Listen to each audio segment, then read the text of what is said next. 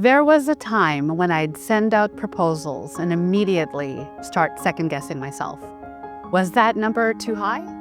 Would they say yes? What if they went with someone else? I knew my agency was delivering incredible value, but for years, my pricing did not reflect it. And when you undercharge for your work, you're not just lowering the price, you're actually lowering the standard. The shift happened when I realized knowing my worth wasn't the problem, charging for it was.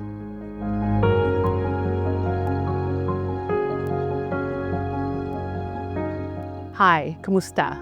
I'm Joycelyn David. I'm the owner and CEO of AV Communications, a full-service marketing agency based in Canada with a specialty in multicultural audiences. I was born in Winnipeg, raised in Edmonton, now living in Toronto. My parents were immigrants from the Philippines, and they raised me in a house where hard work and humility were core values. I did my master's degree in communications and cultural studies, and my parents didn't understand what I was going to do with that education, but they had taught me life lessons that I still carry with me today. Things like working hard and doing well even when no one's watching, treating everyone with respect at all levels, and that culture is a strength, not something to downplay. I didn't grow up thinking I'd be an entrepreneur, actually. I thought I was maybe going to become a teacher. Now I call myself an accidental entrepreneur. Why? Because at the age of 40, I quit my job, got a tattoo, moved across the country, and bought a company called AV Communications. AV Communications was founded by two Filipina-Canadian women who saw a gap in the market. When I got my first taste of agency life here in Toronto, something clicked. I loved the creativity of the work we were doing with different brands. I loved the pace, which is incredibly fast, and you could tell a story that actually moved people. At the same time, I also noticed a pattern. Multicultural audiences and communities were underinvested in, often an afterthought in campaign budget planning. They weren't represented through dollars, and they also weren't represented authentically. This is now my mission. When the opportunity came to lead AV Communications, a company that had been around actually since 2003, I knew it was a once-in-a-lifetime moment. I stepped into the business with a legacy, a passionate team, and a client roster that believed in what we did. Taking over a business is a bit different from starting one from scratch. You inherit systems, you inherit client expectations, and sometimes you inherit bad habits that also need to change. When I started, my biggest challenge wasn't actually finding clients. It was in actually how we valued our work and our time. We were consistently undervaluing and being undervalued in our services, often below market rates. I'd look at the scope of work and think about how many hours would it take to do this, but not necessarily think about the impact that it would have for the client. And I think that's a trap today that a lot of entrepreneurs fall into. When you price based on effort, not on the outcomes, that can be a trap. And when you do that, you end up saying yes to things that stretch your team too thin. You might accept terms that don't serve you. You're just grateful, quite frankly, to get the work. But deep down, I knew we were delivering results that moved the needle. Campaigns that moved people and built trust and connection with underrepresented communities.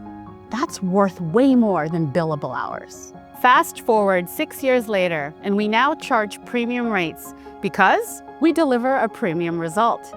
Not everyone can translate a mainstream English campaign into multiple cultural nuances and keep the tone and emotion intact.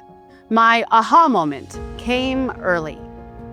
Back when we had a small office on Spadina and Queen in the heart of Chinatown, our 8-person team would gather every Monday around a whiteboard full of Post-it notes. I can remember one falling off and I thought, oh my gosh, how are we tracking if that falls off and the value if that fell off our radar? Coming from a large enterprise and about 20 years worth of experience in working in enterprises, I was really used to working with workflow tools and systems. But as a small business, we didn't have anything to track our work properly. We didn't have anything to truly see the value of the time and the things that we were doing and delivering. How are we to raise the bar and the standard if we couldn't track it, right? That was the moment that set the stage for how I would rethink the business's processes, systems, and pricing. I realized we should be charging more for this. And I love food analogies. So the analogy I'd like to use here is, let's say a client asked for a Happy Meal and we delivered a buffet, but we weren't charging for the buffet. We're only charging for a Happy Meal. That doesn't make sense, right? From that day on, I started rethinking everything. Our rate card, our contracts, even the way we framed our proposals. I shifted the conversation from what we do to what's it worth.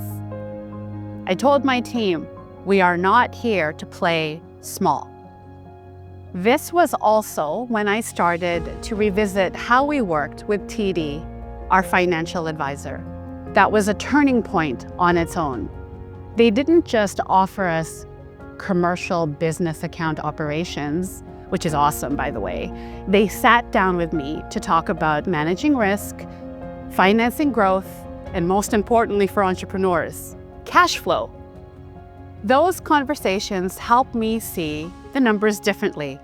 They weren't just abstract reports. They became tools for growth and tools to help make decisions and take control of it. It was the first time I felt like a bank understood what I was building. They saw the value in serving diverse markets, and they understood why our work mattered to Canadians. Having that validation from a financial advisor gave me the confidence to make bolder asks. And once we started pricing based on value, not on hours, everything shifted. The conversations, the respect, and the quality of the work we could deliver. Raising your prices isn't just about money. It's about raising the standard for how your work is seen. For us, it meant being intentional about the projects we said yes to. But it also meant walking away from opportunities that didn't align with our values. It meant creating space for our team to do their best work without burnout, without scrambling to meet unrealistic budgets.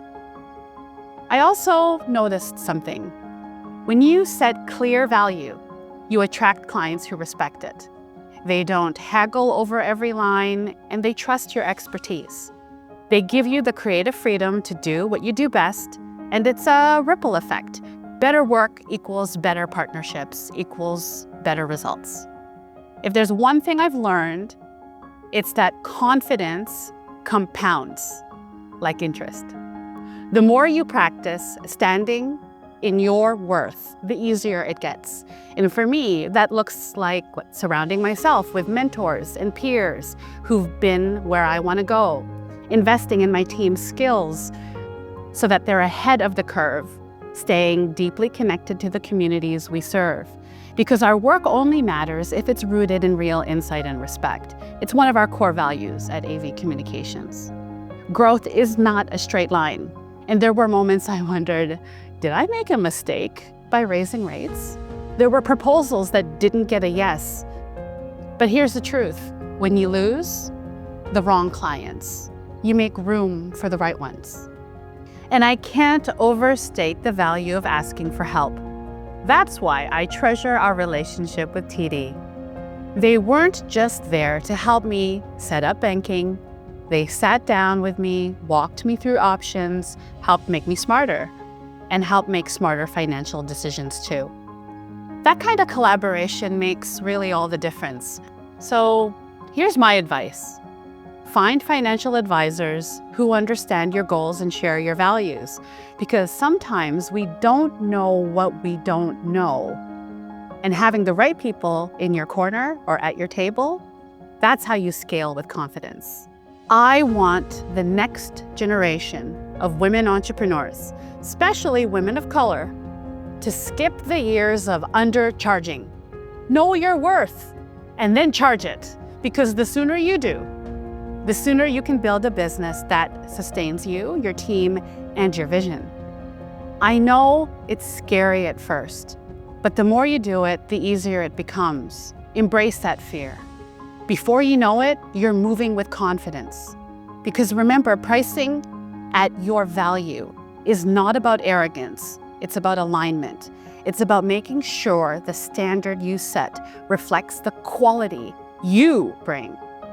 I'm beyond proud that AV Communications is helping connect multicultural audiences to brands globally and to connect meaningfully with authenticity. But more than that, I'm proud that we're building a culture of respect for our team, our clients, and the communities we represent. We're not here to play small, and we never will again. Because when you combine confidence with the right financial guidance, like I did with TD, you can do so much more than raise your price. You raise the ceiling on what's possible.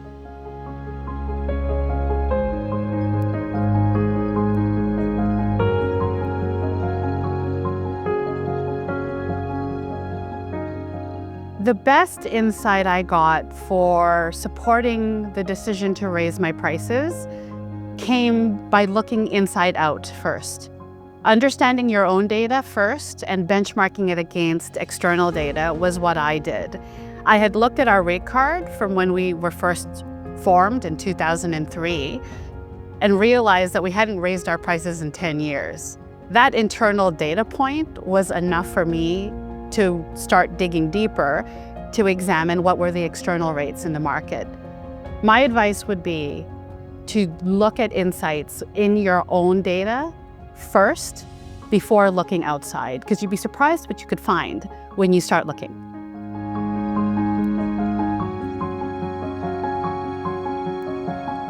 To all the entrepreneurs out there thinking about how to demonstrate your financial worth in a competitive market, just remember that entrepreneurs are leaders. You're innovating, you're agile, you can move faster than the pace of the industry. My advice would be just go. Don't let yourself get stuck in the rut of second guessing. Should I do this? Should I do that? Ultimately, you're an entrepreneur because you can test it and run with it faster than a large enterprise can. My advice has always been to myself and to entrepreneurs, be that person in the front, leading the charge, blazing a path. You might get burned, but that's actually the role of an entrepreneur, is you get burned and you pick yourself up and you keep going.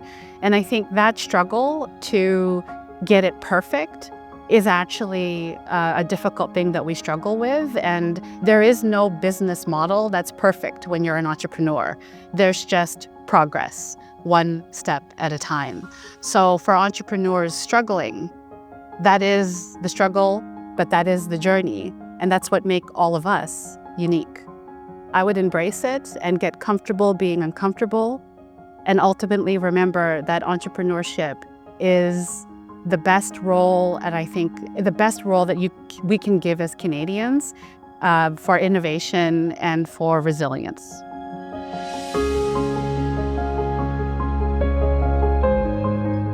Financial institutions can support entrepreneurs, especially women entrepreneurs, in a number of ways. Continuing to support women diversity initiatives internally, continuing to make access to capital and financing accessible for various levels of financial literacy. And third, making sure you have women in leadership positions at your table, at every department, at every division, at the C-level all the way down to customer service. In short, financial institutions can support women entrepreneurs by reaching out to make sure that they are seen and represented and not forgotten.